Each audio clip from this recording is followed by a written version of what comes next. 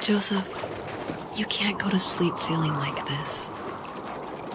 I'm sorry for everything, and I know you need space, but I'm here for you. You don't need to feel so lost. Joseph, have I ever told you what my mother was like?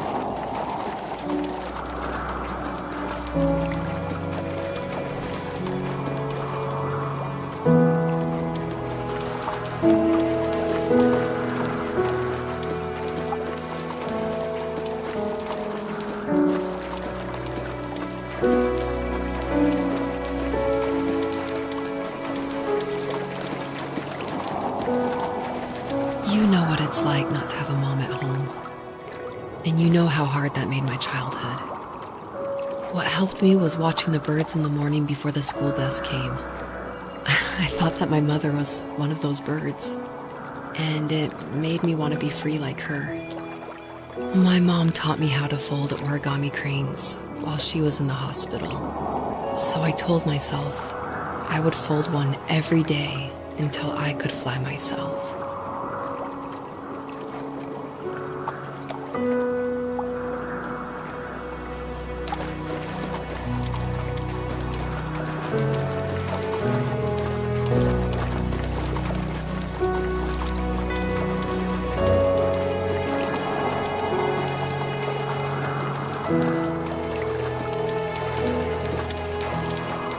I think we both have always loved animals, and for me that love started with a dog.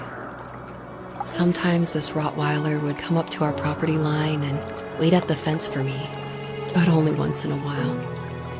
I was sure to check every day immediately after school, and it usually ended in disappointment. I would even steal money from my passed-out dad just so I could buy these off-brand dog biscuits.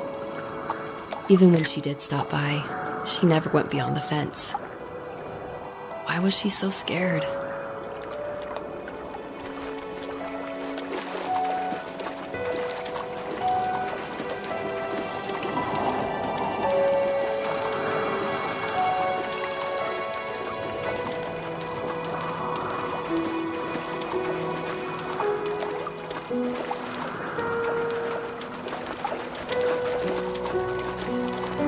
I think my dad was the opposite of your dad in almost every way, except he was in the military as well. He coped with alcohol of every kind. The trailer started falling apart, he got angry, and I withdrew. More and more I became the weird, quiet kid who made lots of origami birds and carried dog biscuits around. I think we were pretty similar when it came to being the weird kids. And that same sincerity in college was one of the reasons I was so drawn to you.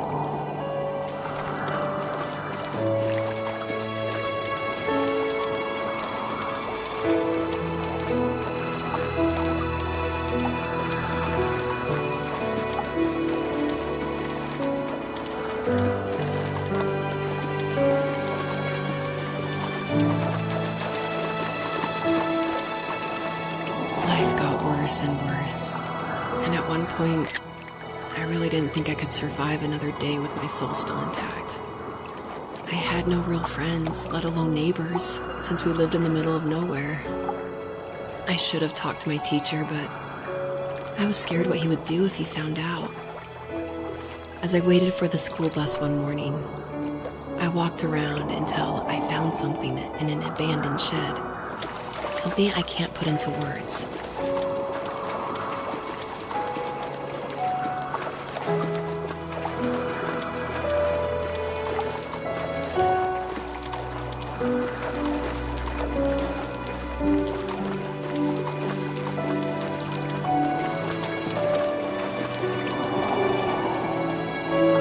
I summoned courage I didn't know I had, and I broke into my dad's room and found the key to the shed where he had locked my bike. I'll never forget that feeling, the wind rushing by my ears as the sun rose over fields of wheat. I was flying for the first time.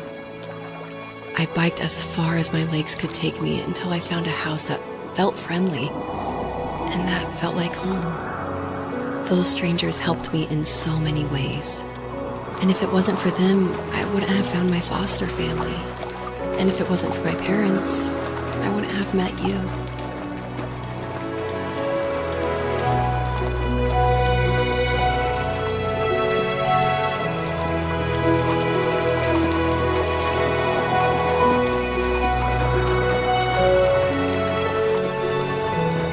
You have strength, Joseph, and you're not as alone as you think.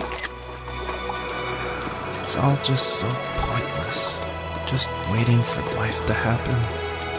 It's like having the home I always wanted is cursed out of my reach. The thought of being a parent myself, how could I do that when I couldn't even be a good son? I'm sorry, I know what you're saying. I just don't know how things will work out. These quiet hours will turn into years. We'll wonder which roads passed us by. Then we'll forge a new road together. Besides, I discovered for myself that one fateful morning where any hopeful road leads to. There may be thorns and mist, but it always leads to the same thing. And what's that? Family. I'm so glad that you're part of my family, Rachel. And I'm glad you're part of mine.